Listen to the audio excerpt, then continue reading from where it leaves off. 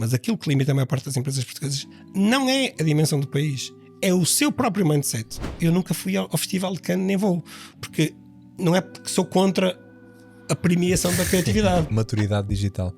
Como é que tu defines este conceito? Mais de 2/3 têm muitos followers que não são deles e muitos deles têm tráfego comprado. Como a agência é motivada no seu modelo base para guardar conhecimento e monetizar esse conhecimento, e nós temos um modelo muito diferente desse. Esse é um nome demasiado perigoso. As marcas não vos vão reconhecer a autoridade e credibilidade, vão confundir-vos com hackers.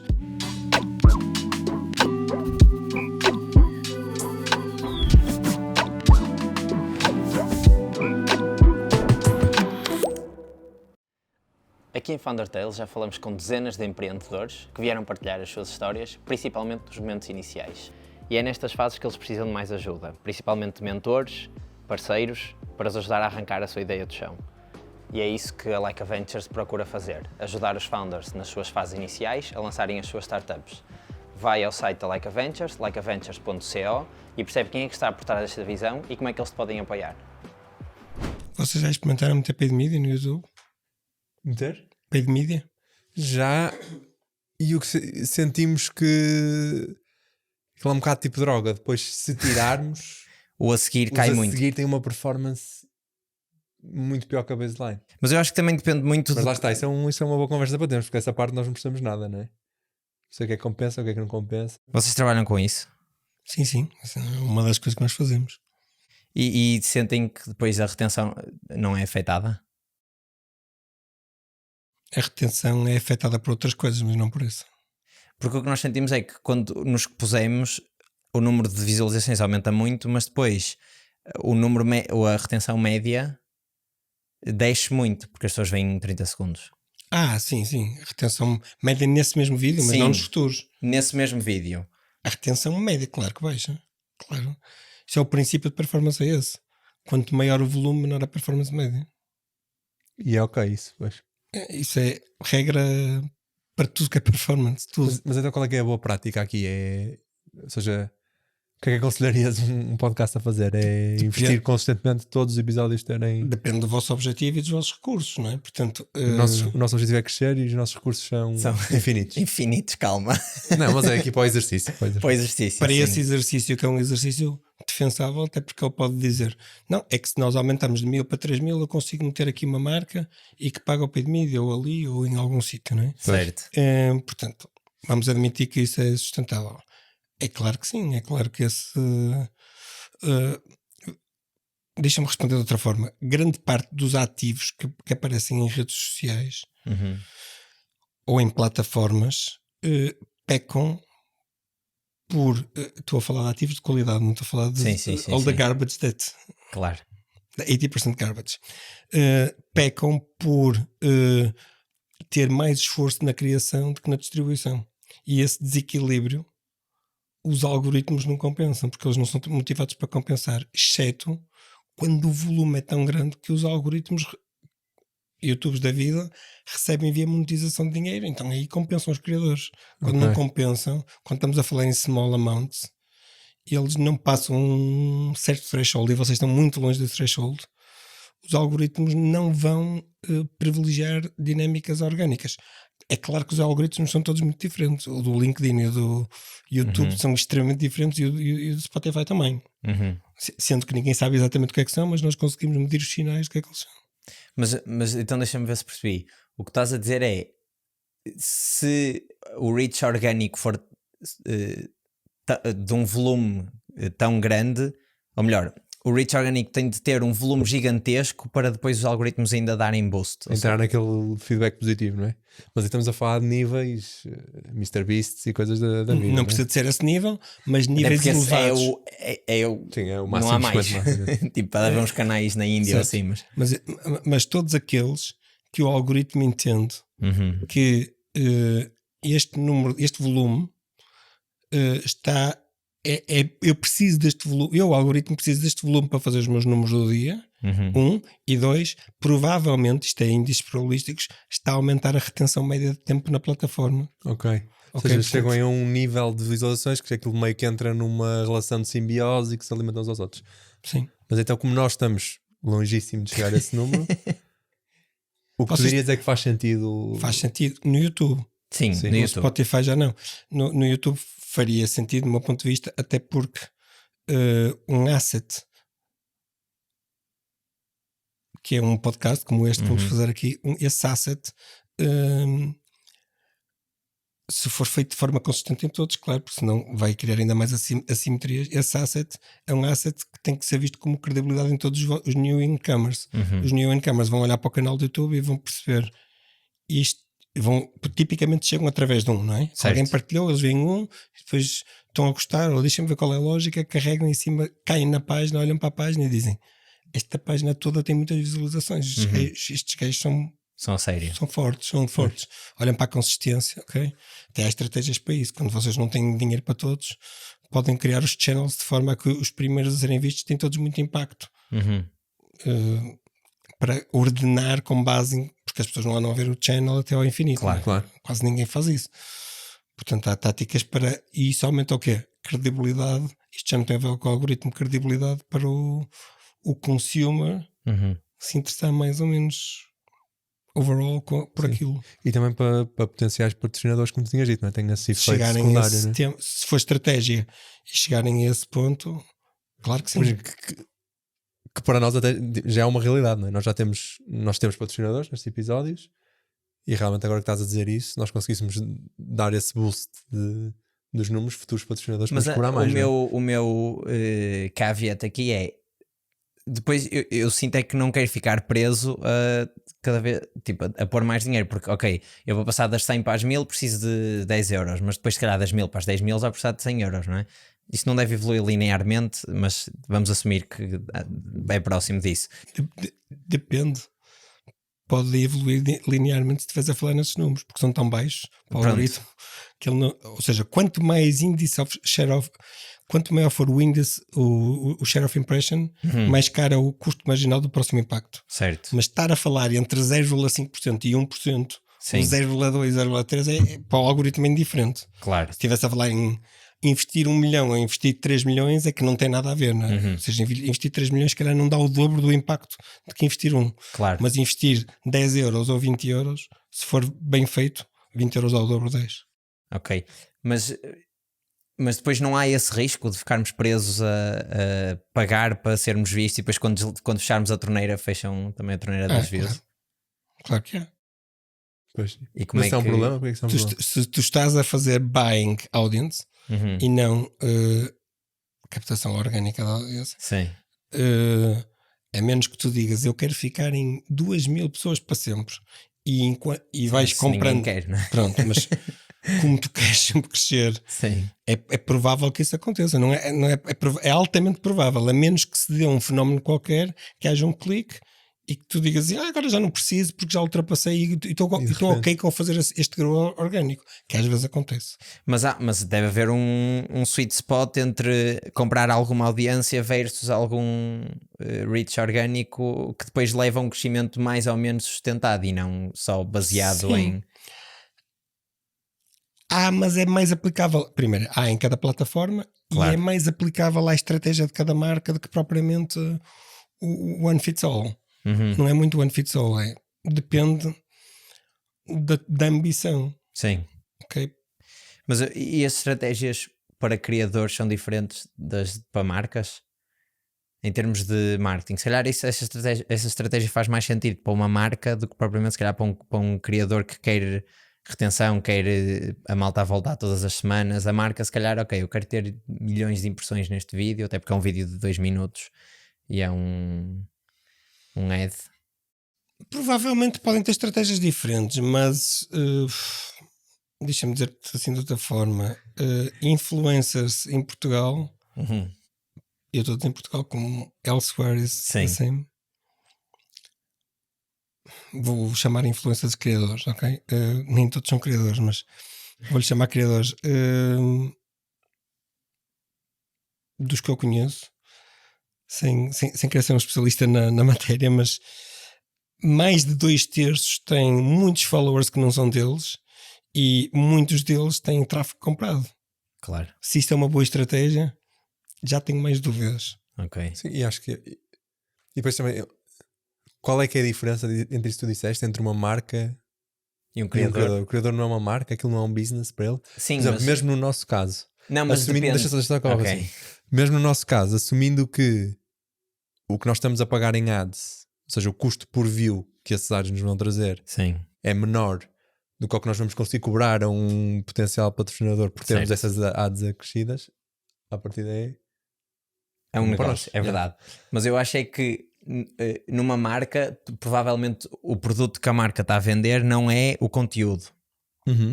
Red Bull faz um vídeo de um drone atrás do Max Verstappen.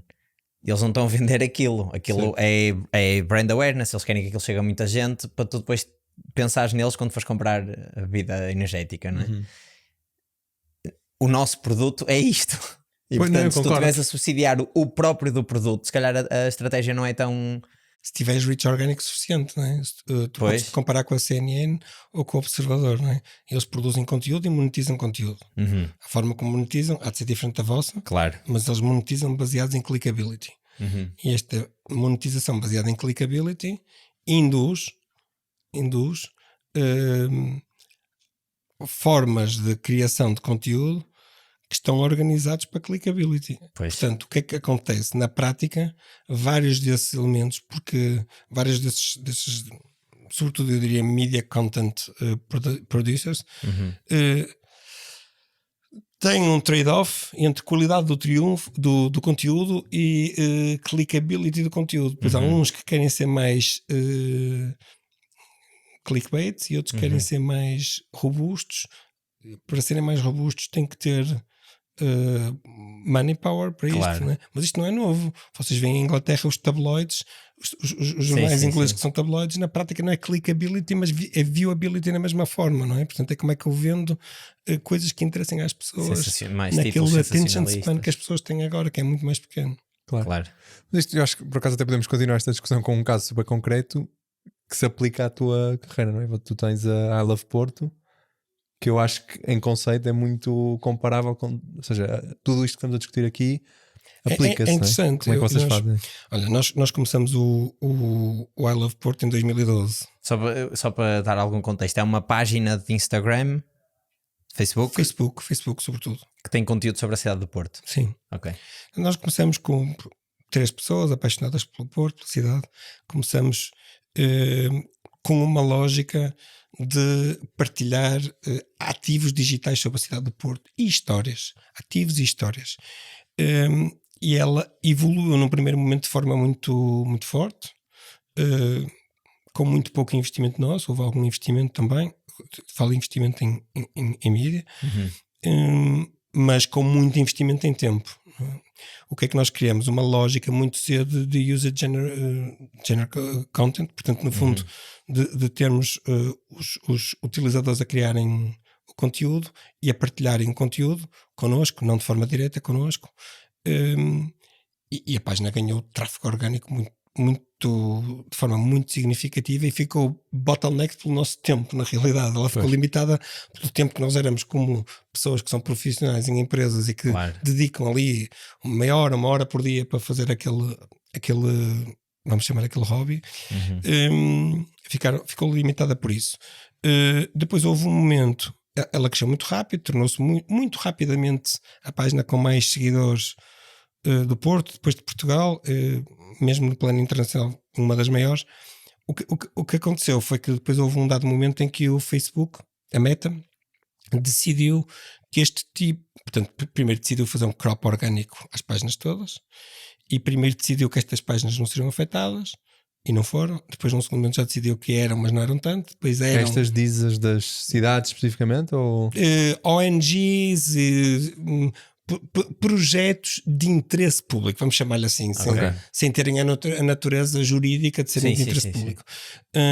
O que aconteceu foi que a dada altura eles foram cortando cada vez mais, e a dada altura a Meta criou uma espécie de programa em que as associações, empresas, ONGs tinham que subscrever com uma série de regras para poderem ter aquele tráfego orgânico. E nós não quisemos. Nós tomamos a decisão de não querer, porque várias das, vamos dizer assim, várias das características de privacy não eram compatíveis com aquilo que nós colocávamos na página, desde logo porque os ativos não eram nossos. Ativos são das pessoas que partilham connosco, para partilharmos na página, para partilhar com os outros. Portanto, não podemos dar certos privilégios de propriedade intelectual daqueles ativos em nenhuma circunstância a terceiros, nem legalmente o podemos fazer. Portanto, long story short, a página continua a crescer, mas cresceu muito menos, e nós, com a página a crescer menos, como nunca a quisemos monetizar e transformar num negócio. Há que dizer uma coisa muito interessante que eu diria que é uma coisa que uma curiosidade que pouca gente sabe, que é a marca I Love Porto. É uma marca I Love Porto, né? Vocês às vezes até veem estes shirts no Porto. Sim. A marca é registada nossa e nós nunca monetizamos €1 daquela marca, nem dentro do canal, nem dentro nem fora, em lado nenhum, e também nunca decidimos interpelar os agentes turísticos de Porto que vendem aquelas t-shirts e sweatshirts, etc., por razões legais, porque achamos que não íamos beneficiar muito com isso, íamos prejudicar um comércio local independentemente da marca. O que nunca quisemos, o que quisemos sempre prever foi que ninguém pudesse tirar-nos a nós a marca do nosso ativo. E portanto nós registramos esta marca em 2012 e continua a ser uma marca nossa. Mas sim, respondendo à pergunta, o total da comunidade tem 400 mil pessoas, à volta de 400 mil pessoas, e são pessoas extremamente fiéis. O tráfego, mais de 200 países, portanto, praticamente pessoas de todo o mundo, okay? Grande parte delas portugueses, mas muitas delas são pessoas que vieram ao Porto, gostaram e de alguma forma viram, associaram-se. O algoritmo da Meta não beneficia em nada a página. Okay? Portanto, a página hoje não tem o tráfego que poderia ter. Se nós quiséssemos ter transformado a página num negócio ou numa ONG, que era uma forma simpática, uma espécie de IPSS, uma organização, uma associação. Portanto, na realidade, nós compreendemos que a Meta, como uma empresa global, tem que olhar para as páginas, não pode olhar para as páginas como um ativo digital. Ela tem que pertencer a alguém e tem que haver uma forma jurídica qualquer para eles terem algum tipo de proteção. Entendemos isso, não é uma crítica à Meta, entendemos isso, mas nós também acho que temos que, mais que tudo, ser responsáveis com as pessoas que nos ajudaram a crescer a comunidade. É uma comunidade fortíssima que continua a existir. Então chegamos aqui ao nosso Like a Moment, em que temos sempre um desafio para o nosso convidado. A pergunta que nós temos hoje é: nós, imaginando um cenário em que colocamos uma inteligência artificial a analisar todas as campanhas que vocês já fizeram, portanto todo o trabalho com marcas que vocês já fizeram desde o início da Wise Pirates, e chega à conclusão de que essa AI e as ferramentas que tem, portanto as automações e os agentes, etc., conseguem fazer um trabalho melhor do que o vosso. Qual é que é o pitch que tu vais dar à AI para garantir que ainda és essencial na empresa? Ou seja, não, eu devia ficar porque ainda tenho aqui alguma coisa a dizer. Bem, em primeiro lugar, responderia com o tema legal. Nós vivemos na União Europeia e a União Europeia tem um statement central sobre a AI que começa por dizer People First, Ethics at the Center. Okay. E este Ethics at the Center está ligado ao People First e diz que os agentes da AI não são capazes de garantir ética. Okay? Portanto, do ponto de vista legal, há desde logo uma consideração base que exige a presença de pessoas para garantir isto. Num outro domínio, já não tão só legal, nós acreditamos muito que é o blend, a mistura de loops de People and AI, ou seja, a utilização da AI como um partner, que podem ter mais valor. Isto porquê? Porque não nos podemos esquecer que a AI é altamente inteligente, mas treinada com dados do passado e treinada com dados das experiências das pessoas. E, portanto, primeiro, o nível de bias que nós podemos ter em AI é muito superior ao que podemos ter em pessoas, e nós precisamos de pessoas para garantir que o nível de bias, que não é nada que não seja minimamente bias, mas que o nível de bias é aceitável, por um lado. Por outro lado, nós precisamos de elementos emocionais e de, num plano abstrato, pessoas ou entidades que tenham capacidade de percepção para fora daquilo que é o treino. E só pessoas com emoções é que conseguem ter a percepção para fora do treino. E se nós não tivermos esse elemento, ficamos balizados pelo treino que já foi feito. E, portanto, a criatividade fica em loop. Nós nunca vamos ter criatividade nova se não tivermos elementos com emoções que sejam capazes de produzir. Conseguimos com AI criar derivações novas de coisas pré-existentes, e essas derivações podem ser vistas como novos assets criativos. Por exemplo, uma nova peça de arte. Mas não elementos criativos disruptivos de base que exijam na sua gênese um pensamento diferente e emoções. E em marketing, acho que isso ainda deve ter uma importância acrescida. Acho que foi uma ótima resposta.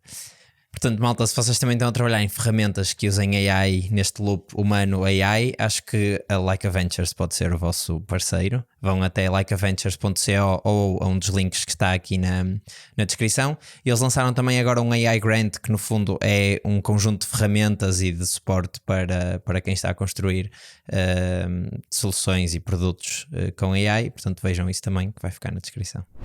Quando é que vocês criaram a página? A página foi criada em 2012.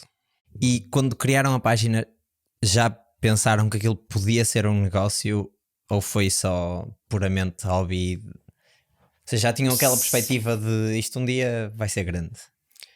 São duas perguntas diferentes. São duas perguntas diferentes, é verdade. Tínhamos a clara noção de que ia ser uma das maiores páginas de comunidade do Porto. Não tínhamos nenhum interesse e não temos em transformá-la num negócio, portanto nunca o fizemos.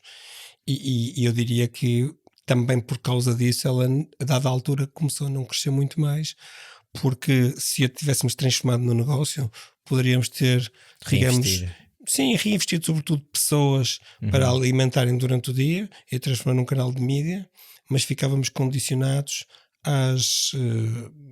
no fundo a que a página fosse um espaço também de publicidade ou de outra forma de compensação dessa monetização. Poderíamos ter optado também por outra coisa, que era fazer a rentabilização, a monetização da marca I Love Porto enquanto marca, enquanto trademark, mas não é o nosso negócio e nunca o quisemos fazer na realidade. Mas então tu disseste que chegou ali a um ponto, e como acabaste de mencionar, que a página parou de crescer ou começou a crescer a um nível mais baixo, começou a crescer mais devagar, principalmente por falta de tempo vossa que a criaram e porque não quiseram trazer ninguém para continuar a trabalhar na marca no dia a dia. E pelo algoritmo.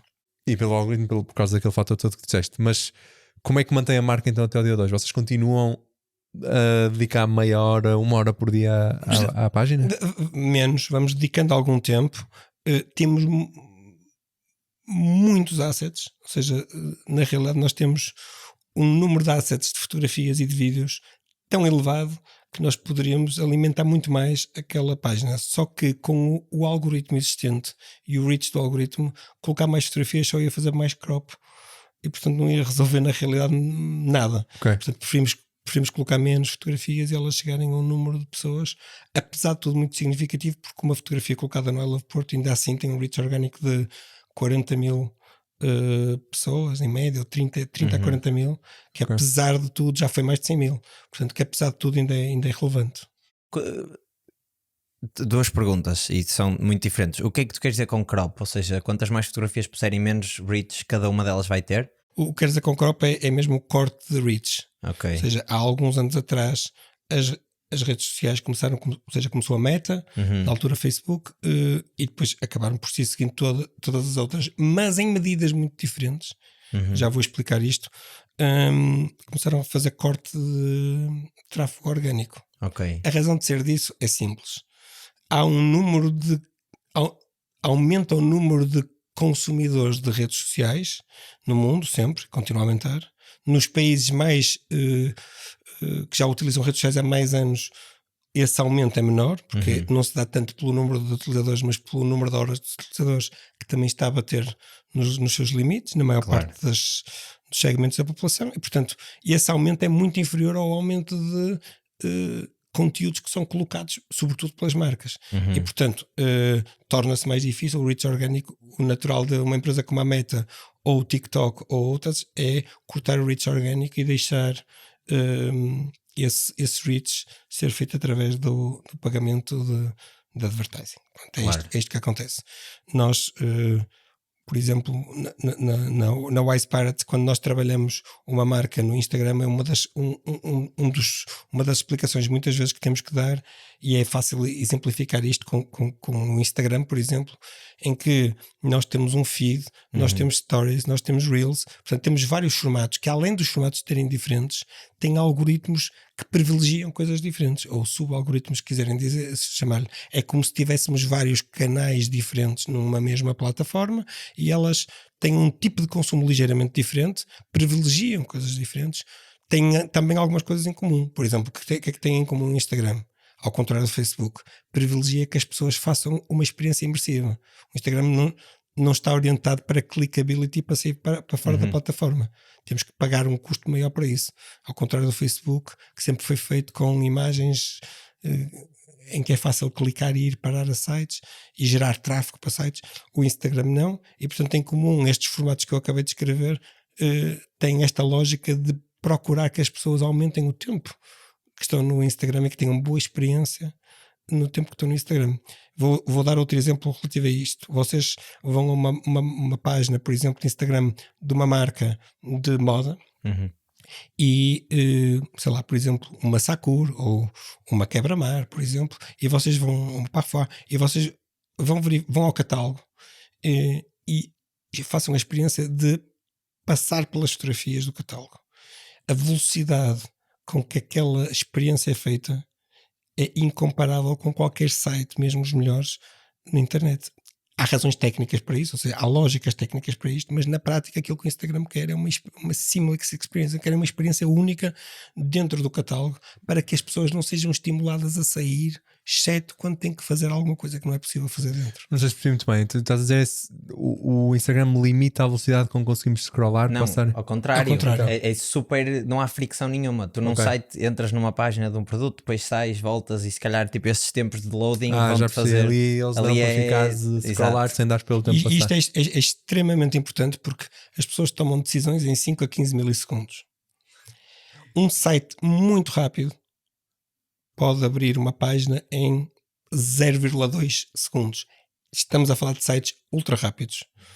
O Instagram faz isto num quarto desse tempo. E não é a única, mas é uma das plataformas que consegue fazer esta visão de catálogo quase tão rápido como as pessoas tomam decisões. Mesmo assim é mais lento.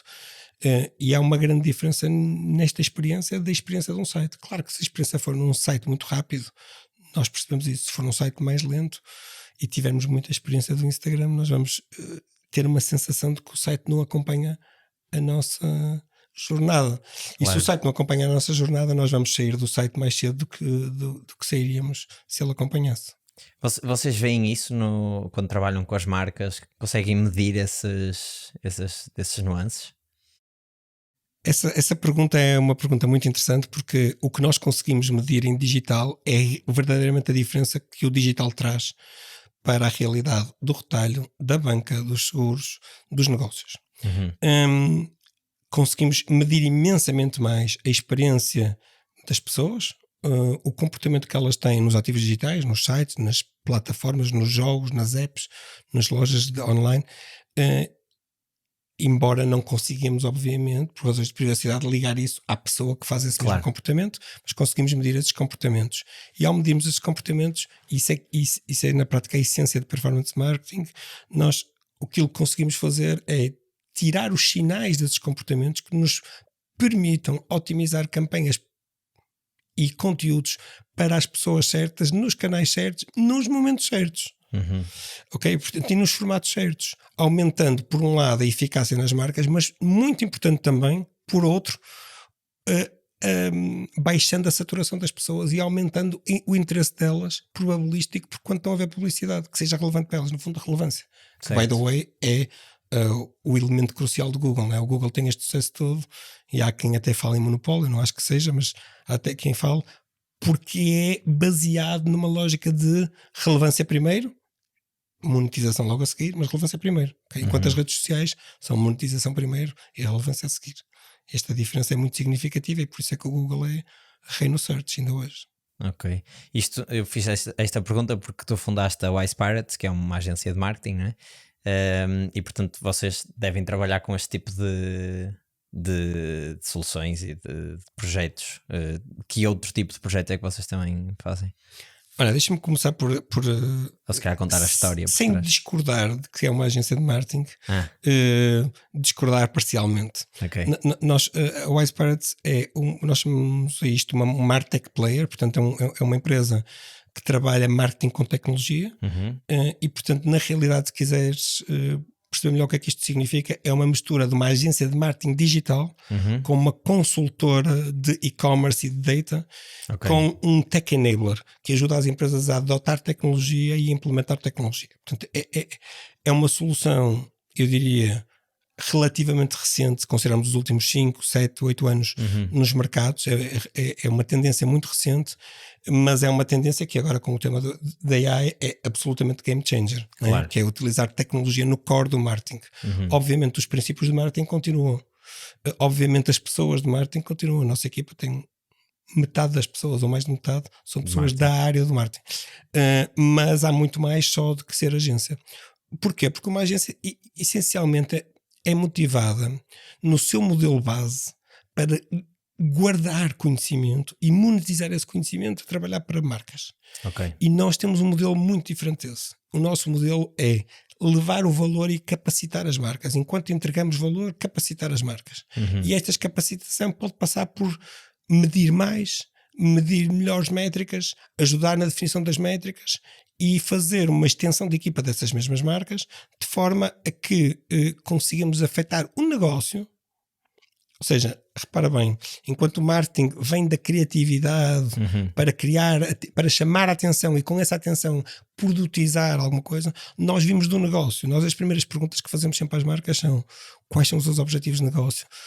Quais são os produtos, os serviços, a diferenciação, os elementos críticos que são nucleares no marketing, para depois os transformarmos em, quais são as métricas a que queremos chegar, quais são os KPIs e daqui, quais são as táticas que nós podemos fazer usando digital para aumentar a probabilidade de chegar a estas métricas de negócio.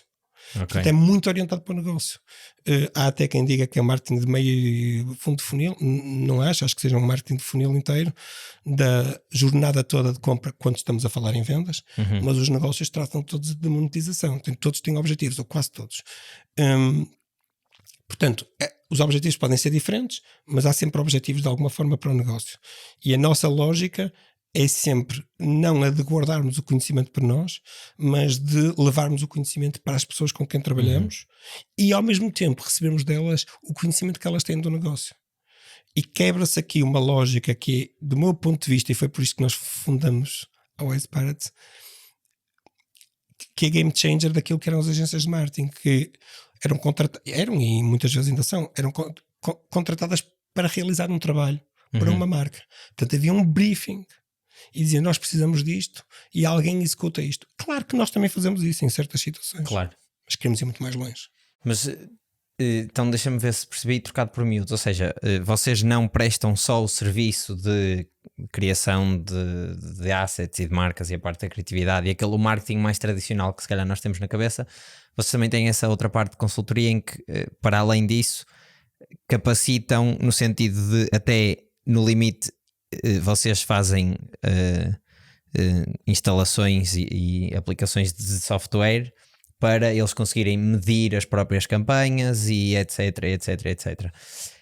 Porquê é que tu sentiste essa necessidade de juntar esses plugins à volta da agência de marketing mais tradicional quando criaste a Wise Pirates? Aliás, se já foi criada nesse paradigma. Claro que foi criada nesse paradigma e com objetivos muito claros de trazer algo que desafiasse o status quo. Okay? Portanto, quando nós viemos com o nome Wise Pirates, não foi por acaso. Não foi uma casa. Houve várias pessoas que disseram coisas como: esse é um nome demasiado perigoso, as marcas não vos vão reconhecer a autoridade e credibilidade, vão confundir-vos com hackers, coisas deste tipo. Outras diziam coisas como: existem 20.000 agências em Portugal de marketing, que mais ou menos é verdade. Sim, era a primeira pergunta que tínhamos aqui, era porque vocês são diferentes do resto das agências todas? Quando nós fundamos uma empresa de marketing em 2017, num país como Portugal, com esta dimensão, com 20.000 agências, as pessoas perguntavam: para quê? E nós sempre dissemos, não, porque nós vamos fazer aquilo que nós estamos a construir é uma empresa Martech que mistura marketing com tecnologia, que trabalha performance para o negócio. E isso não existe em Portugal. Ou poderiam existir algumas pessoas que tentavam fazer isso dentro de organizações, mas não havia uma organização que o fizesse. E portanto, mas noutros países havia. Essa tendência não foi inventada por nós. Claro.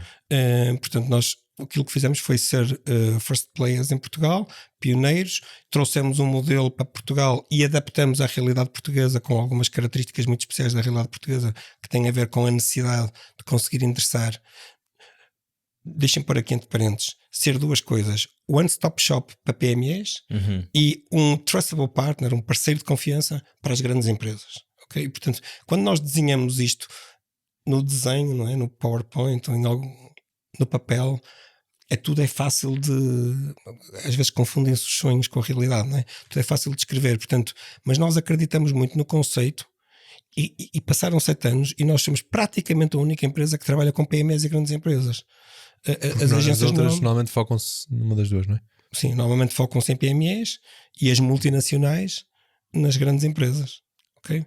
Porque é preciso uma série de requisitos para trabalhar com empresas maiores, que agências mais pequenas não conseguem muitas vezes, ou não têm a credibilidade, ou não conseguem fazer. Algumas conseguem, mas muitas não conseguem.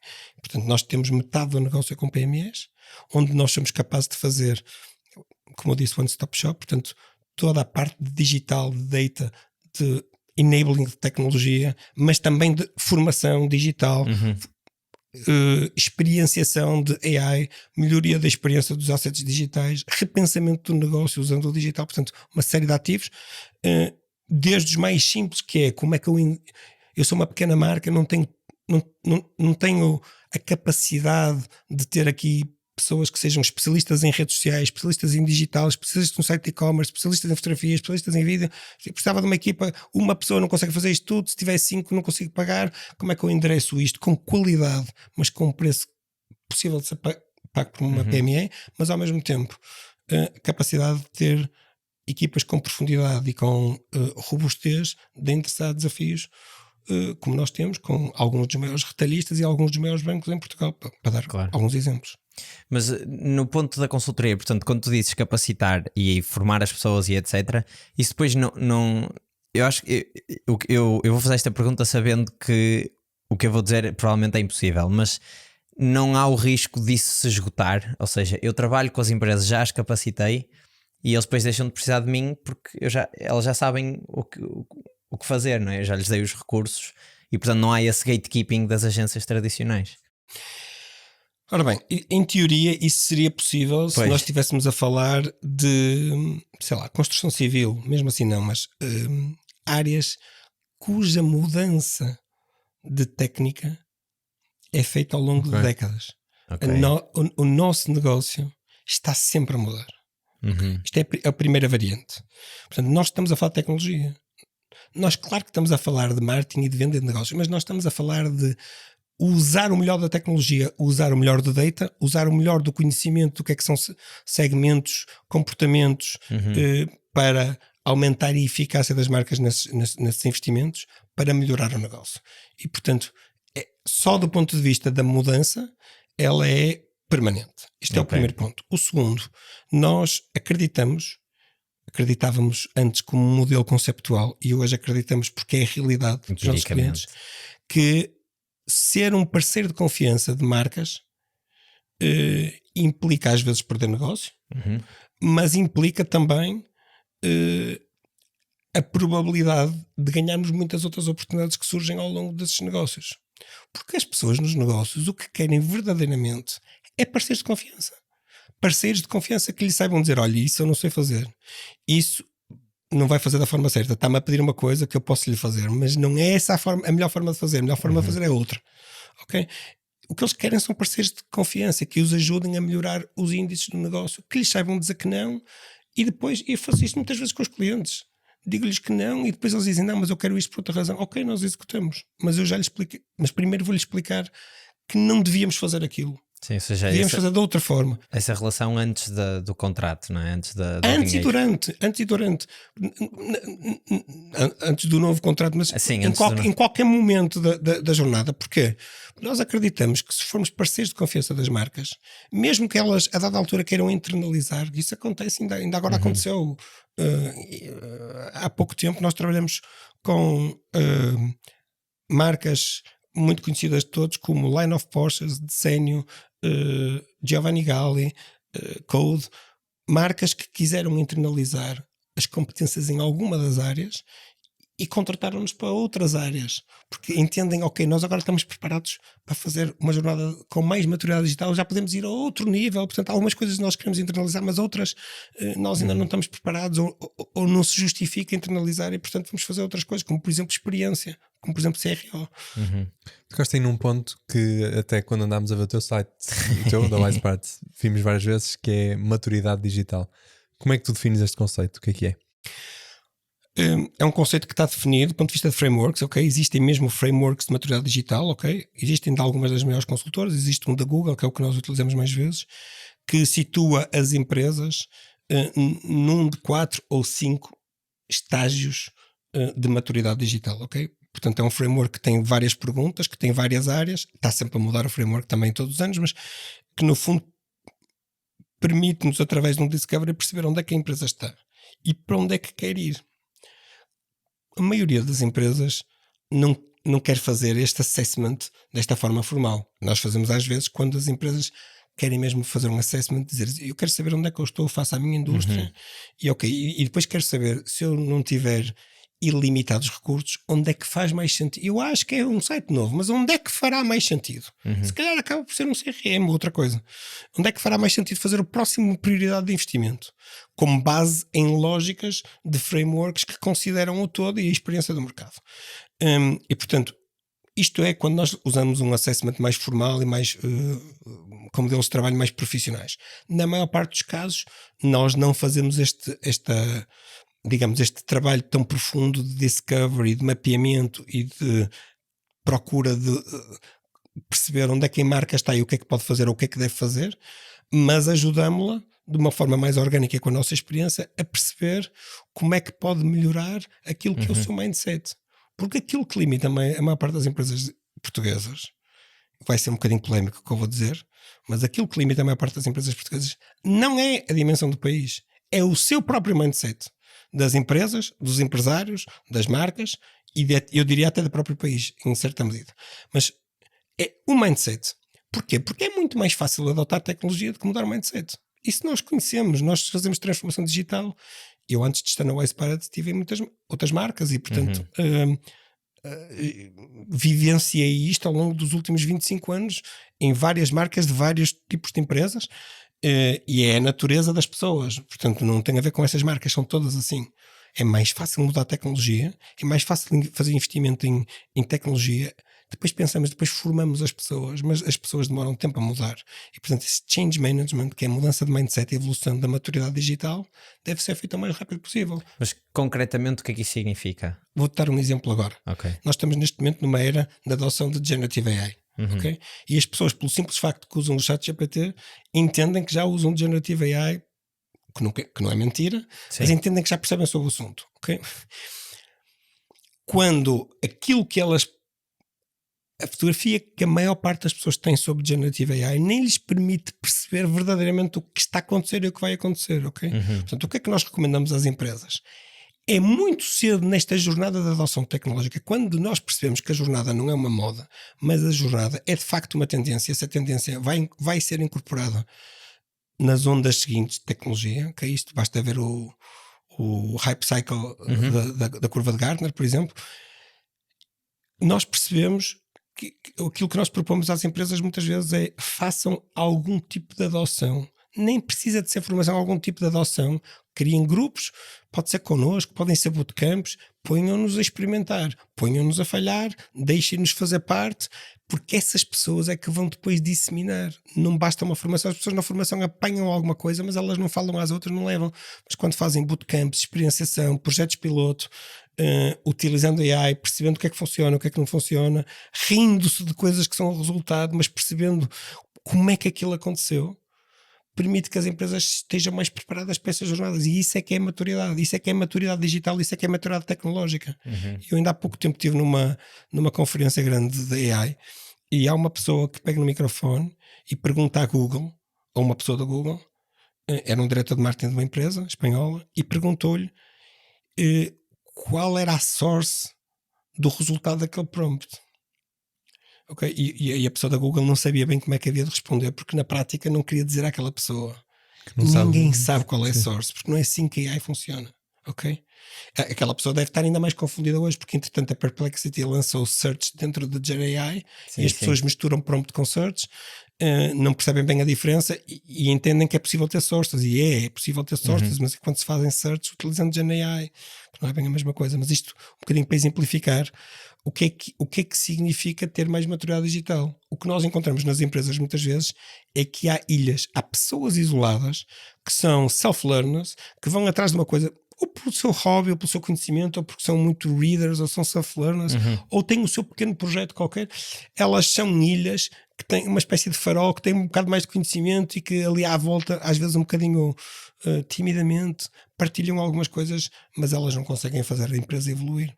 Sim, às vezes nem têm credibilidade, nem têm acesso. Claro. Mas tu achas que isso devia acontecer não é todas, mas numa grande parte das empresas, ou seja, todas as empresas, e sabendo que todas não é todas, deveriam explorar sempre as novas ondas tecnológicas? Porque há isto não é uma tecnologia que seja, é como tu disseste, usar o ChatGPT é fácil, mas aplicar aqueles algoritmos não é trivial. Ou seja, é preciso que a pessoa tenha algum conhecimento ou de programação ou depois de uma outra ferramenta que simule essa linguagem. Portanto, pode não ser super fácil primeiro começar a usar aquilo para alguma coisa e depois arranjar um use case que faça sentido. Se calhar a pessoa está só a perder tempo porque não vai ter um use case interessante para aplicar isso. Olha, eu vou mais longe. Okay. Primeiro vou responder-te de forma um bocadinho provocatória, dizendo que não são, quase todas, são mesmo todas. Okay. Eu não consigo imaginar qual empresa, se calhar existe, mas eu não consigo imaginar qual empresa é que não devia olhar para isto como uma realidade a que tem que se saber adaptar de alguma forma e experimentar para adaptar. Mas eu vou mais longe e incorporo aí 3 pilares que, na minha opinião, na nossa opinião, na opinião da Wise Pirates, e é por isso, isto faz parte da nossa estratégia, é por isso que nós estamos a reconstruir permanentemente a nossa estratégia. Também posso depois falar um bocadinho sobre isso, mas há 3 pilares que todas as empresas devem ou deveriam, ou podem ver como oportunidade, mas deveriam endereçar. E são áreas novas para muitas delas. Uma é AI ou Generative AI, outra é segurança digital. Não só ciber, mas eu vou falar, não quero ser confundido com um especialista de defesa, portanto eu vou falar de ciber. E a terceira é a automação de processos. Não é marketing automation, ok? Portanto é a automação de processos. Utilizando o digital e AI. Ou se quiserem não usar aqui o digital, utilizando tecnologia e tipicamente AI, embora não necessariamente. Estes 3 pilares são para todas as empresas, todas. O problema é que muitas empresas acham que segurança não é. A minha empresa é muito pequena e não é um tema. E é. Vou dar aqui 2 ou 3 dados. Na Suíça e na Alemanha, no ano passado, as empresas mais afetadas por problemas de segurança foram indústrias até 10 pessoas. Porque são facilmente, digamos, vítimas de problemas de cibersegurança, muito facilmente, e não têm recursos nenhuns, nem conhecimento nenhum, e na realidade aquilo que acontece é que lhes extraem pouco dinheiro, porque elas não têm capacidade de pagar muito dinheiro. Mas é muito fácil. Ok? Nós na Wise Pirates temos desde o princípio montamos uma estratégia de termos a nossa própria estratégia Wise Pirates de uma forma muito diferente da maior parte das empresas. Nós não temos uma estratégia anual, nós temos uma estratégia há 2 anos que todos os quarters mudam. Portanto, todos os quarters é para os próximos 24 meses e vai evoluindo um bocadinho, muda radicalmente, vai evoluindo um bocadinho. E aquilo que nós temos na nossa estratégia atual, além de tudo que nós fazemos dever ser reforçado, e temos imensas melhorias para fazer, somos obsessivos pela quantidade enorme de melhoria que nós podemos fazer naquilo que fazemos. Estas 3 áreas são aquelas que nós estamos a endereçar. Generative AI já vamos bastante à frente, Process Automation vamos também já a caminho, segurança estamos um bocadinho mais atrás. Internamente, sim, para poder Portanto, ajudar nos as vossos- empresas nisso. Porque repara, nós vamos ter, além de todo o tema digital, porque o tema da cibersegurança, o número de ataques está a crescer 30% a 40% por ano. In a row, portanto, há anos que acontece sempre isto. Mas além disto, nós ainda vamos ter um novo fator, que é os Estados da Europa a serem, entre aspas, obrigados ou condicionados a investir muito mais em defesa. E, portanto, vai fazer parte, não é só do governo, porque isto depois tem rollover para a sociedade, vai fazer parte de todos, nós temos mais segurança naquilo que fazemos, nomeadamente cibersegurança. A maior parte das empresas hoje, as grandes empresas, têm imensos cuidado com isto. As pequenas empresas têm algum cuidado com os sítios onde há multas, GDPR, portanto, com algumas coisas muito específicas, não é? A ASAI, no caso da segurança alimentar, em algumas coisas específicas. Mas a cibersegurança como conceito, as PMEs, não está na prioridade delas e tem que estar, deve estar. E elas precisam de parceiros que consigam endereçar os temas sem serem orçamentos de grandes empresas, porque senão elas não conseguem pagar e então preferem não fazer. Se calhar, eu acho que isso provavelmente é uma das razões pelas quais as empresas não fazem, é porque não têm ninguém dentro da empresa que perceba dessas áreas e, portanto, não conseguem implementar elas próprias. E depois, se quiserem aconselhar com alguém, vão ser orçamentos estratosféricos e, portanto, isto é, quando é problema, chateamos. A verdade é um bocadinho essa, e isso era aquilo que eu queria dizer com mindset, com mentalidade. O tema da capacidade das marcas terem mais ou menos, digamos, qualidade naquilo que é a sua forma de, no fundo, maturidade. Maturidade digital tem a ver exatamente com isto. Porque se elas tiverem maturidade digital, elas sabem onde é que ou se tiverem suficiente maturidade digital, eles sabem o que é que têm que fazer. Podem não terem 2 recursos, pode estar mapeado para o próximo semestre e têm que conseguir perceber quem são os 3 ou 4 players ou 5 que lhes conseguem endereçar aquilo para o tamanho delas, a dimensão do orçamento delas.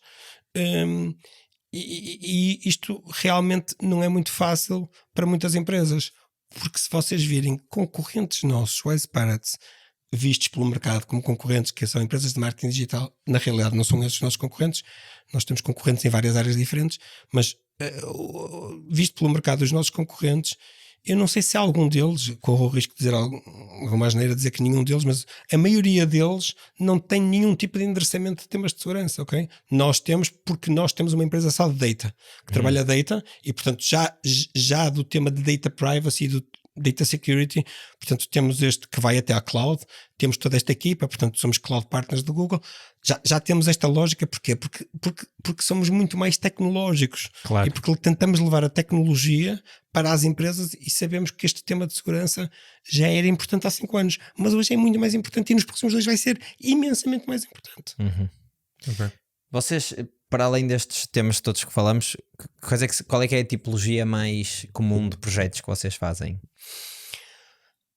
Os projetos mais procurados pelas empresas, portanto, desde logo, obviamente, sites, apps e tudo que sejam ativos digitais. Tipicamente são sites, lojas de e-commerce ou apps, ok? Nós temos uma segunda marca chamada Shopping Builders, que é o maior partner do Shopify para sites, mas na realidade fazemos também isso dentro das equipas da Wise Pirates. Tudo que tem a ver com redes sociais, ativação digital, portanto, paid media, SEO e analytics, portanto, são no fundo o que nós na Wise chamamos core. Portanto, são atividades core e que nós temos num número de clientes muito significativo, ok? Nós trabalhamos com a volta de 150 marcas, das quais se calhar 100 ou mais de 100, não sei bem, trabalhamos neste tipo de... Porque no fundo são os serviços que praticamente toda a gente precisa. Claro. Há outras marcas que têm isso internalizado e não precisam, e fazemos outras coisas. Depois, a parte de marketing automation e a parte de CRO são também... Só para o que é que significa CRO? CRO é Conversion Rate Optimization, é a otimização do funil de conversão, mas usando experimentação estruturada com frameworks e tecnologia. Ok? Portanto, tipicamente isto são marcas de média dimensão ou grande dimensão que podem beneficiar muito dos seus sites e ativos digitais terem muito mais fluidez para a conversão. E qualquer alteração nessa fluidez, portanto nós fazemos muito testes AB, ABX, multivariável, e essas melhorias que partem de uma equipa que é uma mistura muito curiosa de conhecimento de comportamento do consumidor, com experiência, saber o que é a experiência digital, com analítica, olhar para a analítica e perceber, ok, isto está a funcionar nesta audiência, isto está a funcionar nesta, vamos automatizar isto para esta audiência, isto para esta audiência, para melhorar a experiência média e a conversão. No fundo, o que se quer é aumentar a conversão. Embora quando nós dizemos aumentar a conversão, as pessoas muitas vezes pensam que estamos a falar só de as marcas venderem mais. E é verdade, mas não é só. É também as pessoas terem melhor experiência. Quando têm melhor experiência, além de converter mais, a pessoa ficou com uma saturação média mais baixa e está mais disponível para voltar. Ok. Isso, eu estava a pensar que tu fazes uma coisa parecida, não é? Também fazes muita otimização nesse sentido. E nós já discutimos várias vezes isso. Eu acho que esse nível de otimização faz sentido quando o volume já é muito grande, não é? Se for uma marca que tem... Estou a pensar, por exemplo, num e-commerce, uma marca de roupa. Se tiver poucas visitas, se calhar esses testes não vão trazer grandes resultados. Se for uma marca pequena com pouco tráfego, mais vale utilizar um sistema Shopify ou semelhante que já tem uma experiência média. O médio boa. já é muito bom. Ok, portanto, isto para responder à tua pergunta, porque não é bem verdade o que tu disseste. Quando a experiência é muito má, certo. Normalmente um pequeno ganho às vezes desbloqueia e é que se percebe que a marca tinha potencial, mas não, a experiência não estava a deixar o potencial ser aproveitado. Okay. Portanto, quando a marca está com soluções digitais standard, ok? Portanto, qual é o grande sucesso de marcas como a Shopify?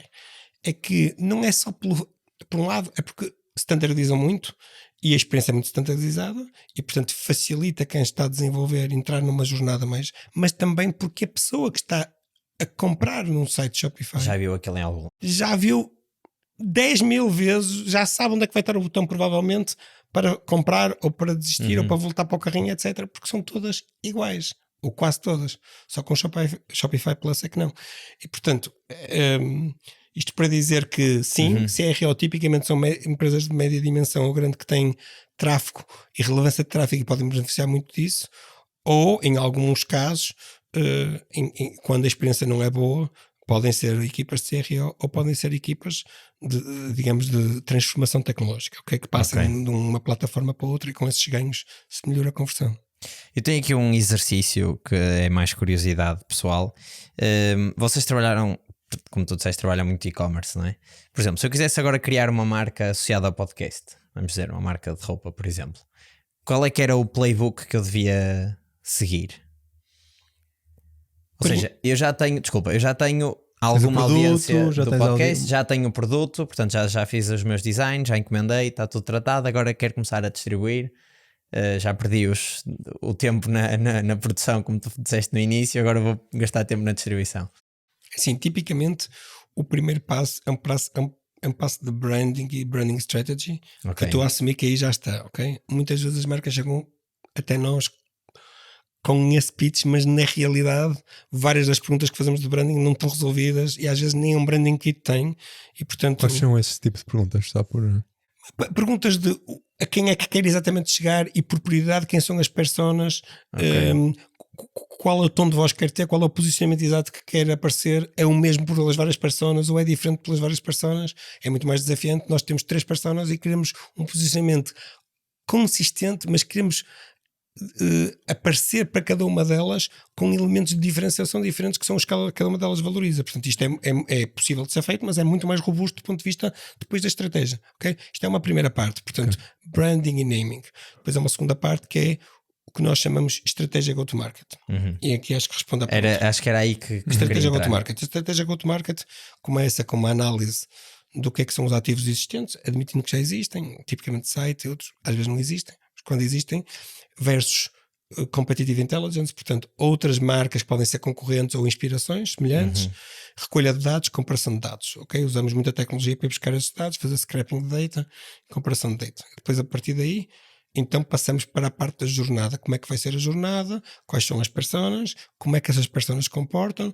Onde é que as podemos encontrar? Para passar para a fase seguinte, que é a fase de canais. Em que canais vamos investir?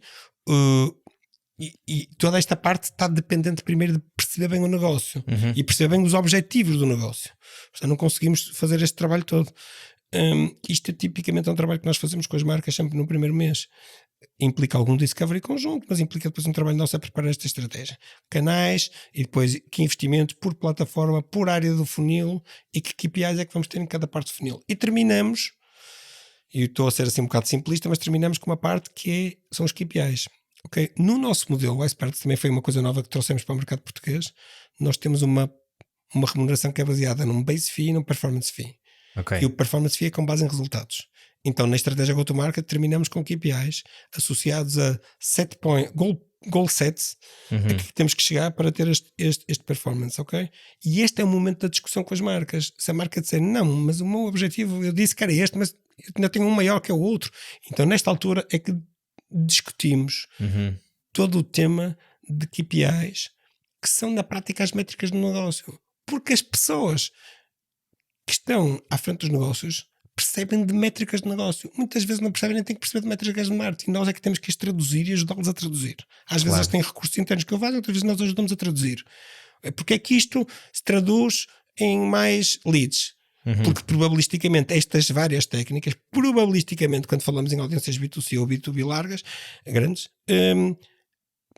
probabilisticamente vai induzir maior número de leads que tenham MQLs, que tenham qualidade suficiente para fazer isto, ok? Portanto, no fundo é esta estratégia go-to-market e depois executar a estratégia go-to-market. As pessoas que vão executar a estratégia go-to-market têm que perceber muito bem a estratégia. Se de repente disserem, não, mas há aqui um evento que é muito interessante, que é uma oportunidade, as perguntas têm que ser sempre focadas em negócio, ok? Contribui para os KPIs? Afeta as personas principais? Se não é time loss, ok? Portanto, se isto não contribuir, não vamos desfocar daquilo que contribui para o negócio, que é o objetivo pela qual esta marca nos pediu como parceiros, que é obsessivamente ajudá-los a probabilisticamente melhorarem o negócio. Ok. Boa desconstrução. Foi fixe. E vocês fazem, dentro de cada um desses passos, vocês, por exemplo, a parte da execução, depois, se calhar, ainda tocam? Ou seja, vocês Fazemos também. toda. Quando é necessário. Criação de assets, fotografias, tudo. etc. Quando eu disse One Stop Shop, nós somos capazes de fazer isto tudo. A verdade é que nós não fazemos isto tudo para a maior parte dos nossos clientes, claro, porque eles não precisam de tudo. Sim, os nossos vocês clientes também não teriam recursos para fazer isto tudo para todos os clientes. Sim, claro que sim. Nós somos 120 pessoas, não somos 1000. Claro que sim, mas além disso, porque eles não precisam. Ou porque não precisam, ou porque não têm budget para fazer tudo, claro. ou porque têm alguns ativos internalizados. Por exemplo, muito curiosamente, nós hoje, pela especificidade, por exemplo, dos dentistas, as clínicas dentárias têm fotógrafos in-house. Normalmente o fotógrafo in-house só vai lá umas horas por dia ou um dia por semana, mas tem um estúdio. Porquê? Porque as pessoas, os clientes deles é que são, digamos, os modelos e portanto as pessoas não vão pedi-los para ir a uma agência tirar fotografias. Portanto, não seria razoável, ok? Portanto, cada indústria tem as suas próprias características, as suas próprias limitações, os seus próprios... E portanto nós adaptamos àquilo que os nossos clientes precisam em cada momento. Percebemos o que é que precisam, ajudamos a entender se há outras áreas que eles não estavam a ver e que são relevantes, às vezes acabam até por ser prioridades. Okay? Muitas vezes, por exemplo, pedem-nos, isto é mesmo muito comum, pedem-nos para fazer publicidade em Google, porque dizem, pá, a Wise foi reconhecida, recomendada como o melhor parceiro da Google em Portugal. Chegam-nos várias pessoas assim, e nós queremos experimentar com vocês aqui, trabalhar um ano, nós já fazemos aqui uma série de coisas, mas queríamos passar para outro nível. Isto é muito comum. E nós, obviamente, estamos interessados, vamos estudar e percebemos, esta marca devia mudar de site primeiro. E explicamos, vocês têm aqui um drop de performance do site de 20%. Não pensem que nós vamos melhorar 30% de um dia para o outro. Portanto, faria mais sentido primeiro mudar o site. Às vezes é possível, outras vezes não é, outras vezes não querem, outras vezes não... As empresas muitas vezes têm estas coisas. Não, o budget que está aprovado não dá para isso, não dá para aquilo, ou porque vem num programa de apoio, ou por isto ou por aquilo, e portanto naturalmente nós adaptamos, ok? Mas primeiro tentamos endereçar a performance onde ela mais é precisa. Claro. E às vezes é preciso primeiro no site e depois sim no Google. Depois isto tem sempre muitas questões, porque depois acho que fizeste uma pergunta no início de measurability, não é? Do que é que se consegue medir, não é? Nós temos uma equipa de data muito forte, porque tudo o que nós fazemos tem que ser baseado em um máximo de medição possível. que é um grande desafio em temas de privacy, porque temos que andar a instalar consent modes nas marcas, estes consent modes e plataformas depois não trazem os dados todos, uma parte dos dados são probabilísticos. Esta é uma conversa, eu acho que super interessante, porque se vocês pensarem, as empresas estão habituadas a trabalhar com dados, eu agora vou ser aqui um bocadinho engenheiro, determinísticos, que é dados factuais. Por exemplo, quanto é que eu vendi ontem? Ok? Há Isto não um grande discussão. valor certo para Valor isso. certo, ok? Normalmente o CFO até é obsessivo com isto. Nós trabalhamos com tecnologia. A tecnologia e o digital tem muito data, mas nós temos alguns dados determinísticos e outros probabilísticos. E os probabilísticos são os mais relevantes. Sabem porquê? Porque os determinísticos são todos de passado. Não há dados determinísticos de futuro. Pois. Só há probabilísticos. Ok? E portanto, isto também, mais uma vez, é um tema de mentalidade. Ok? De conseguirmos perceber, ok, há uma probabilidade. As startups são peritas nisto. As startups tecnológicas vivem assim. O elemento que elas todas têm em comum é que elas sabem que todo este negócio é um negócio baseado em probabilidade. Podemos ser melhores ou piores a medir, podemos ser piores ou melhores a estimar, mas é baseado em probabilidade. E portanto, se nós formos aumentando a nossa precisão de investimentos baseados sempre em melhor experiência e melhor probabilidade, provavelmente a dada altura, se o nosso produto for suficientemente bom e suficientemente rápido, conseguimos escalá-lo. Okay? A maior parte não consegue, porque evidentemente que isto é um funil, como é claro. Um funil não permite que todos escalem. Mas na realidade esse tema da medição é um tema também de mentalidade. Nós medimos muito mais. Normalmente quando começamos a trabalhar com uma marca, começamos a fazer muito mais data collection, ok? Aquele data só vai chegar passado um certo tempo, vai poder ser usado. Portanto é um tema todo incremental, não é? Não é um tema que está todo disponível no dia 1. Mas há uma série de dados que se calhar vocês não conseguem medir. E eu percebo que mesmo, ou seja, temos o físico, que é praticamente impossível medir coisas, não é? Sei lá, dá para medir quantas pessoas é que entram numa loja, mas depois é muito difícil andar atrás das pessoas a ver com quantos itens é que as pessoas interagem, etc. E no digital já dá para medir uma série de coisas, mas vocês muitas vezes estão dependentes de plataformas tipo a Google ou o Instagram ou o Facebook, que nem sempre vos dá todas as métricas que vocês se calhar queriam, não é? Isto é verdade? Ou seja, existem mesmo uma série de métricas que vocês gostavam muito de ter e que são super valiosas, mas que eles não disponibilizam? Ou dá-se sempre para dar a volta, mesmo com menos qualidade nos dados? É assim, esse problema não é muito relevante para quem faz investimentos, é muito relevante para quem só faz tráfego orgânico. Ok. Para quem faz investimentos há muito data. O problema do data não é esse. O problema do data é que ele está limitado pelos... na Europa, estamos a falar na Europa, pela regulação de privacy e pelos modelos de atribuição. Eu não queria falar aqui muito sobre isso porque é um tema muito técnico, portanto só as pessoas dessa área que vão entender este tema, mas o tema da atribuição é um tema absolutamente crítico para depois perceber a measurability com muita precisão. Okay.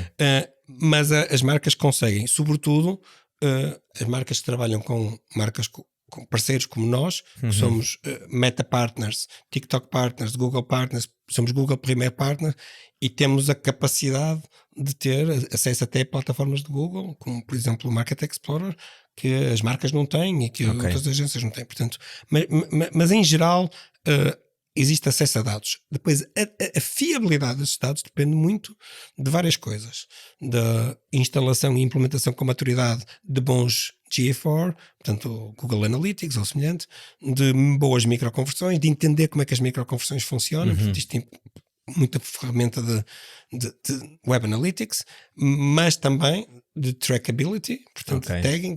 É uma série de... Não queria ser aqui sim, mas é muito mais importante o conhecimento depois sobre as métricas do que propriamente as métricas. E depois a percepção de quanto provável, porque as métricas são muitas vezes probabilísticas, quanto provável aquela métrica é ser podemos extrapolar para factual o futuro, ou probabilística, ou como é o caso agora, temos muitos casos em que é 70% factual e 30% probabilística, e temos que nos habituar a esta mistura holística de ver métricas parte factuais e parte probabilísticas, porque há pessoas que não deram consentimento e o modelo algorítmico vai calcular a probabilidade do número de pessoas que tenham feito aquilo. Portanto, isto implica um bocadinho entender como é que esta disciplina toda funciona, ou então confiar. O melhor é a mistura das duas.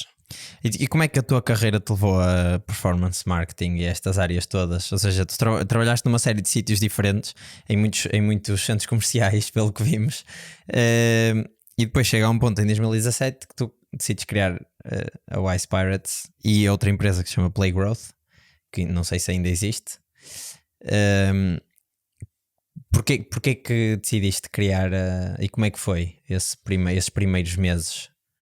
Então, eu... Ambas, que elas foram criadas quase em simultâneo. Sim, não é? sim.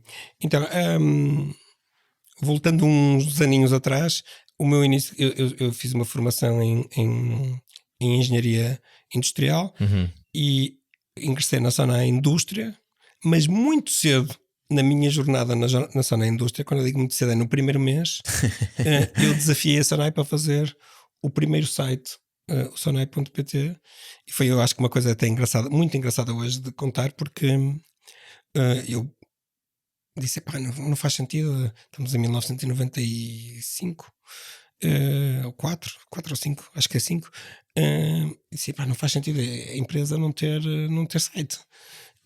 E estava a falar com um dos diretores, portanto que eu era apenas um estagiário, não é? Claro. Um bocado a medo, e ele disse-me assim, mas para que é que serve? E disse, dá para pôr lá o relatório de contas, pode-se pôr um e-mail para receber pedidos de propostas, e em vez de mandarem por carta pode vir por e-mail e tal, portanto 3 ou 4 coisas. E ele disse, quanto é que isso custa? Eu disse, não, eu faço, portanto eu já tinha feito desenvolvimento web na faculdade, isso eu faço e tal. E ele disse, deixa-me discutir isto aqui na nossa reunião de direção e depois eu vou-te dar a resposta, ok? Pronto. E eu fiquei ali cheio de vontade de fazer e tal. E foram fazer a reunião de direção, passado 2 ou 3 dias, não é? E depois veio-me dizer, e a resposta foi, olha Pedro, tu podes fazer isso, mas não no horário de trabalho. Okay? Se estiveres ok em fazer isso à noite, em casa, podes fazer, mas aqui no horário tu tens que cumprir com o teu plano de estágio e com a indústria. Eu disse, pronto, ok, sim senhor. Portanto, muito curioso, não é? Portanto, aquilo era visto como eu quero sempre ter a fazer uma coisa, não custa dinheiro, ok? Faz, mas não chateias ninguém. Faz, mas o plano de estágio que isso é que é importante. Portanto, e depois eu na Sonai fiz muitas coisas, tive 10 anos na Sonai, é uma empresa que me sinto ainda hoje muito ligado, mas em quase todos os momentos estive também com um pé no digital. Okay? Não em todos, mas em vários daqueles momentos fizemos inclusivamente a primeira experiência de e-commerce da Sonai em 99, portanto fizemos várias experiências, eu com outras equipas. Depois passei digamos para a área dos centros comerciais, estive na Sonai Sierra, e depois quando cheguei ao Corte Inglês, foi com um misto de desafio de governação de um português como diretor que nunca tinha acontecido na Sonai, liderar um centro, e ao mesmo tempo o desafio do digital, a criação de uma equipa digital. O Corte Inglês já acreditava, já nesta altura, em 2008, que o digital vai crescer muito, então precisamos de alguém que tenha conhecimento digital para fazer um projeto. Em Espanha naturalmente já havia, mas em Portugal um projeto digital. Havia uma equipa de marketing, mas não havia uma equipa de digital, ou havia uma equipa, mas era absolutamente incipiente, só de supermercado. Quando dizes digital é e-commerce, redes sociais... Sim, e sobretudo e-commerce. Okay. Negócio digital é o que eu quero dizer aqui. E portanto, eu na altura tinha, imaginem, 2.000 pessoas a meu cargo no plano físico, a reportar a mim, não diretamente, mas a reportar a mim, e criei uma equipa de 50 ou 60 pessoas na área do digital, mas que na realidade ocupavam se calhar 40% do meu tempo, e as outras 2.000, 60%, porque era tudo novo, havia que criar tudo de raiz.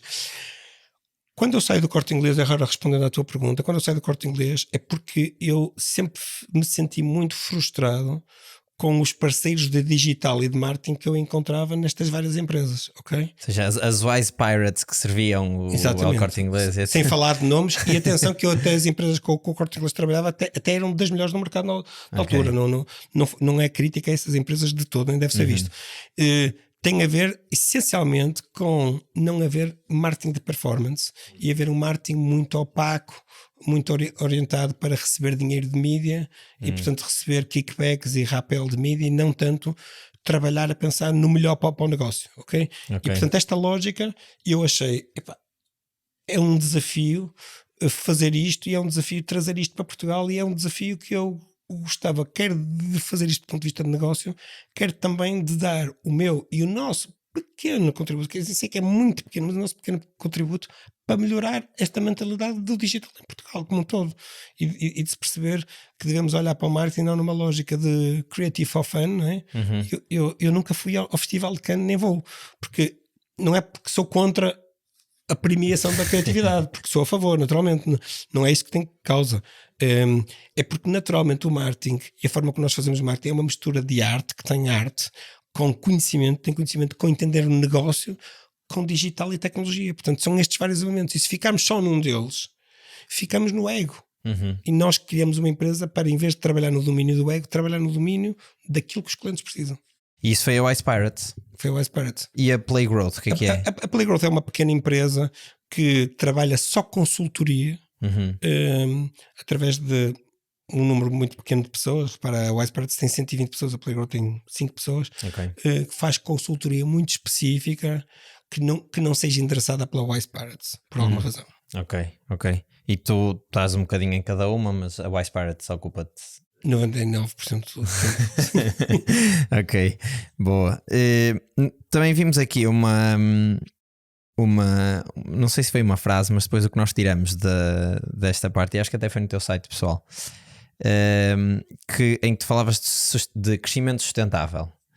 E nós trazemos aqui ao podcast muita gente que vem de um ecossistema mais de startups e VC money, portanto investimento externo. As empresas não são lucrativas durante se calhar 10 anos até começarem a trazer dinheiro para conseguirem pagar os salários.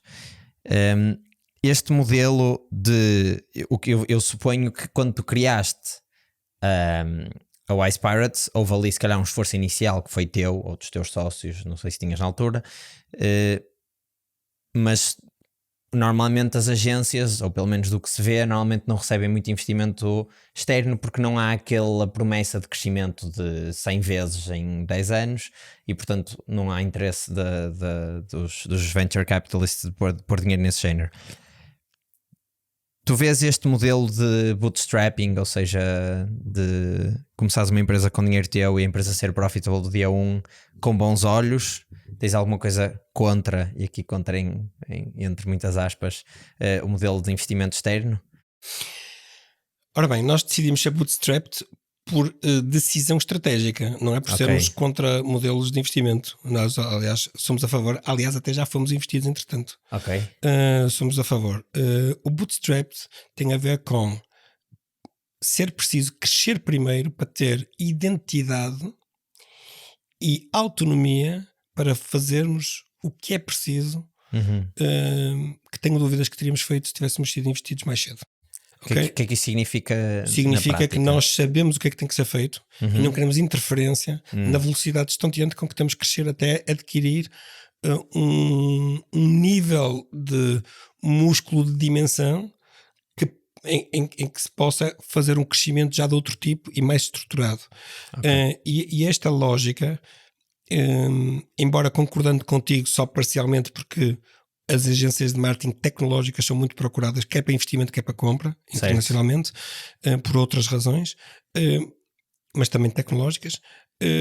Mas esta lógica foi a que nos levou a dizer: nós queremos crescer muito, mas de forma sustentável. O que é sustentável? É, em vez de estarmos organizados para ganhar o máximo de dinheiro possível, que também é 100% legítimo, ok? Não, nós estamos concorrentes que eu conheço, vários CEOs já me disseram, e é totalmente legítimo.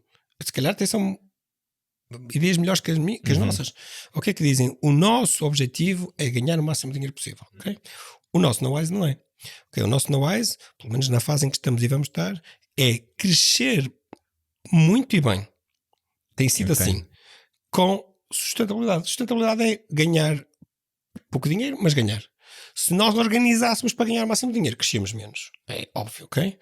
Portanto, este balanço, este trade-off é saber meter o pé no acelerador, mas saber equilibrar os custos e equilibrar o modelo organizacional para conseguir fazer isso com autonomia sendo que nós já passamos por 1 ou 2 momentos difíceis, nomeadamente Covid, não é? Portanto, já passamos e aproveitamos esses momentos para digerir dificuldade e transformar em boost de crescimento. Nós fomos a empresa que mais cresceu em 2020, ok? Arrancamos o ano com 20 pessoas, terminamos o ano com 45, ok? Ano de Covid, ok? Porquê? Porque muito rápido conseguimos endereçar a solução digital como o melhor remédio para mitigar problemas de Covid. E era óbvio, não é? Claro. Mas fomos os mais rápidos a fazê-lo. Outros fizeram, mas mais tarde. Seja, Nós fizemos vocês- isto dia 13 de março. No vosso portfólio não tinham, se calhar, essa solução e isso muito rapidamente conseguiram desenvolver. Voltando ao tema inicial, se vocês forem ver o YouTube da Wise, há de ter lá um vídeo ou 2 meus filmados em casa em pleno lockdown que tem mais de 100 mil visualizações orgânicas, ok? Não sei se são 100% orgânicas, mas se não são maioritariamente orgânicas. Porquê? Porque as pessoas precisavam de consumir informação daquele tipo e não sabiam bem o que fazer e, portanto, nós fomos muito rápidos a produzir. Reagir. Não está muito bem produzido, porque foi produzido por mim próprio em casa sozinho, mas a saber endereçar o que é que o desafio queria dizer. Depois há momentos para fazer outro tipo de crescimento. Nós neste momento estamos a fazer um crescimento já de outro tipo e achamos que era bem-vindo algum investimento externo, pronto. E portanto estamos a fazer esse nível de crescimento porque achamos que a nossa empresa tem que fazer uma coisa que é o grande desafio. Há pouco falei dos pilares, mas o grande desafio que nós ainda não conseguimos fazer, também não metemos muita energia porque somos muito conscientes, é fazer a internacionalização e fazê-la bem feita. Ok. E este processo de internacionalização é extremamente nós temos muita experiência a fazê-lo para marcas, mas é extremamente fazê-lo no nosso setor e nós sabemos que vamos conseguir fazê-lo, mas ainda não pusemos muita energia em fazê-lo, apesar de já termos os recursos do nosso lado para fazer, porque nós sabemos o que é preciso e sabemos que é preciso mudar algumas coisas ainda antes de pôr a energia a sério. Qual é que é a maior dificuldade? Que canto vês? A maior dificuldade é uma mistura de credibilidade no mercado de destino com equilíbrio com custos, ok? Nós podemos construir credibilidade montando lá uma mega estrutura, não é? Um escritório, contratar pessoas e portanto depois descompensas tudo até... Sim, Né? a operação Portanto, cai tudo. E o nosso modelo é sempre um modelo que tem como este beginner's mindset. Nesse aspecto somos muito startup, mas startup preceding. São as startups que não podem fazer contratações loucas porque ainda não têm dinheiro, ainda não chegaram ao seeding. Então no MVP, e nós temos assim uns 30% de beginner's mindset sempre na nossa cabeça para dizer, epá, precisamos de investir nisto, vamos investir, mas é o momento, é a forma. E depois somos muito rápidos, ou seja, uma vez decidindo, somos muito rápidos a executar e a adquirir ou a fazer esses investimentos e a fazer esses movimentos.